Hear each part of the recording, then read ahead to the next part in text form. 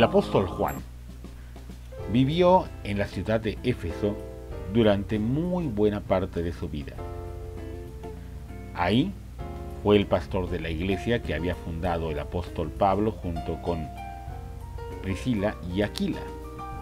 Él tuvo que convivir con la gente de esta ciudad que era muy cosmopolita y además muy conocida en el mundo antiguo.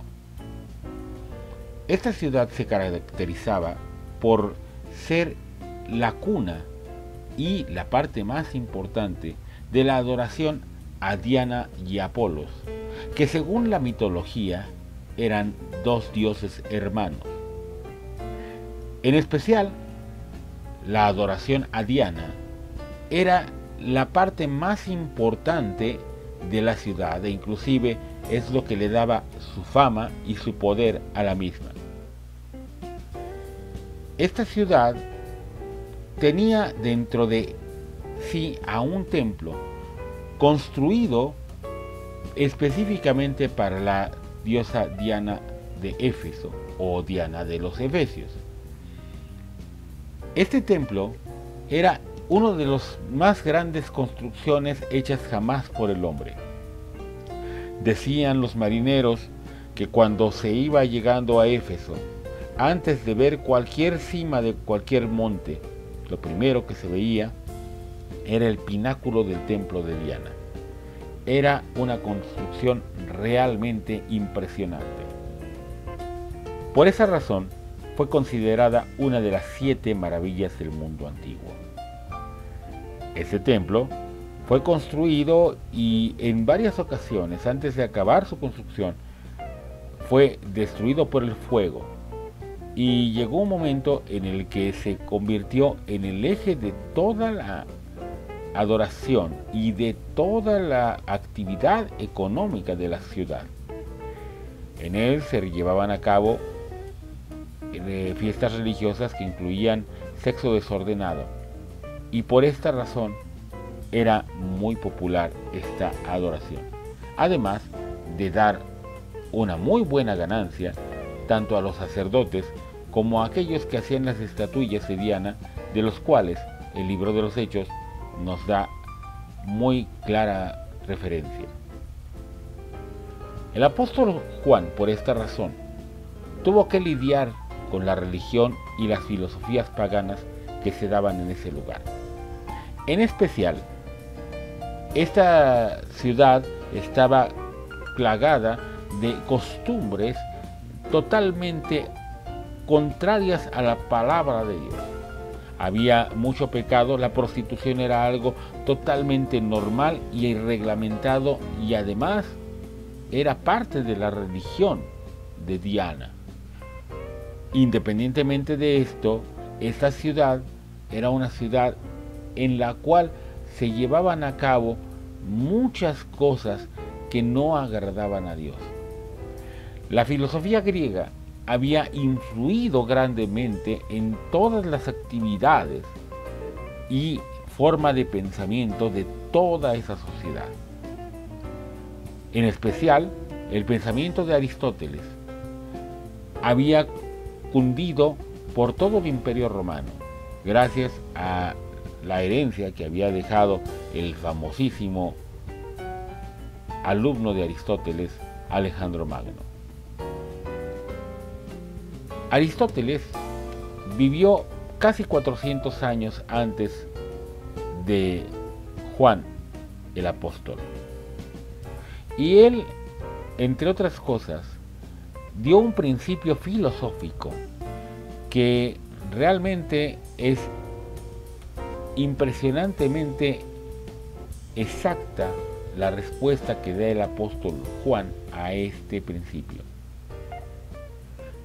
Aristóteles había dicho in archi in o caos, o sea, en el principio existía el caos o era el caos. De acuerdo a la filosofía, aquello que es el principio se convierte en el destino. Por tanto, si en el principio era el caos,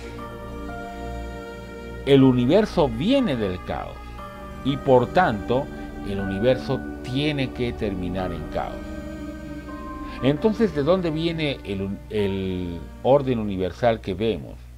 Bueno, según Aristóteles, el orden viene por el hombre. De ahí viene lo que conocemos como la filosofía del humanismo. El orden viene solamente por la aparición de la filosofía. Por tanto, el hombre hace que haya un orden mientras que exista, y cuando los hombres, según Aristóteles, desaparezcan sobre la faz de la tierra, entonces se acabará el orden y todo el universo volverá a estar en caos. Juan el Apóstol se opone a este concepto, que evidentemente escuchó muchas ocasiones durante su predicación en esta ciudad corrupta de Éfeso. Y por esta razón inicia su evangelio con las palabras inarquí y logos, que son la contradicción a la palabra de Aristóteles, inarquí y no caos. Inarquí y no logos quiere decir en el principio era el logos. Ahora, es muy importante que entendamos qué quiere decir esto de logos, porque si estamos hablando del caos o del desorden total, ¿qué es el logos? Bueno, el logos es el contrario, es el principio del orden universal, el cual es el gran orquestador del cosmos. Aristóteles dice que este logos es únicamente el resultado del pensamiento humano, esto es, de la filosofía. Sin embargo, Juan dice dos cosas importantes en el principio de su evangelio.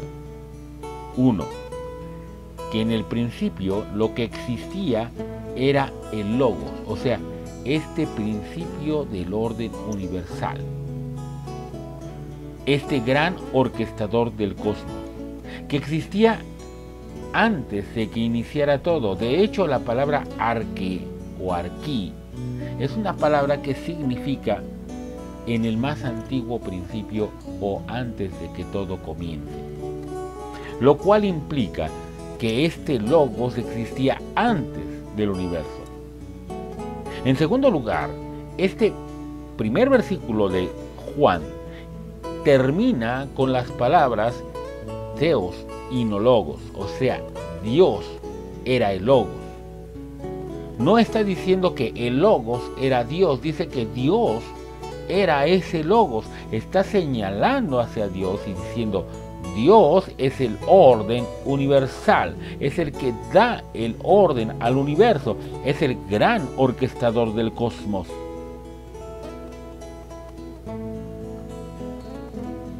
Y después, los siguientes versículos nos dan la pauta de que ese mismo Dios, ese mismo logos, se llama Jesucristo. Esto implica que todo viene del logos y termina en el logos, que todo viene de Jesús y terminará en Jesús.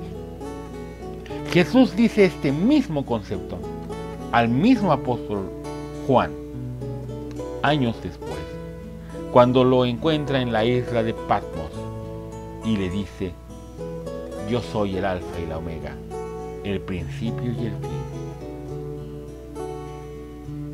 Jesús es el logos, por tanto es el creador y el principio del orden universal. Todas las cosas por él fueron hechos, y sin él nada de lo que ha sido hecho fue hecho.